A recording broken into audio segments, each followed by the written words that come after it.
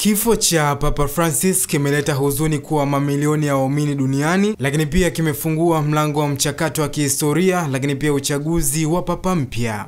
Je, unajua kinachofanyika mara tu papa anapofariki? Sede vacante, kiti kimebaki tupu.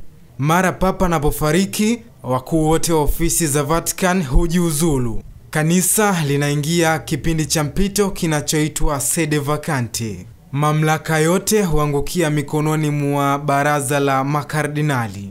Na huu ndio wakati wa maandalizi ya mkutano wa siri wa makardinali kwa ajili ya kumchagua kiongozi mpya wa kanisa. Wapiga kura ni makardinali wenye nguvu. Makardinali wote wenye umri chini ya miaka 80 ndio wanaostahili kupiga kura. Waliostahili ni 135. Waliojiondoa kwa sababu za afya ni pamoja na Kardinali Antonio kutokea Uhispania, lakini pia Kardinali Vinko kutokea Bosnia, na ambao wamesalia kwa ajili ya zoezi zima la kupiga kura ni 133. Conclave, chumba cha siri. Makardinali hukusanyika kwenye kanisa la Sistine na kula kiapo cha usiri, kisha kura hupigwa hadi mmoja wapo apate theluthi 2 katika kura zote. Mara baada ya papa kuchaguliwa, miongoni mwa maswali ambayo ataulizwa ni je, unakubali kuchaguliwa kama papa? Na je, utapenda kuitwa jina gani? Jina hilo jipya huwa ni la kihistoria na linaashiria maono ya uongozi wake. Habemus papam, tunaye papa.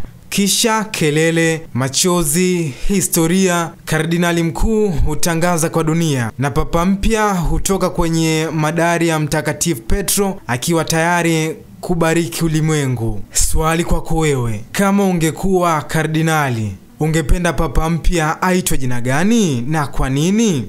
Nitaenjoy kusoma komenti yako, lakini nikushauri au nikusi usiache kubonyeza alama ya kengele ili kuwa kwanza kupata taarifa zetu zote.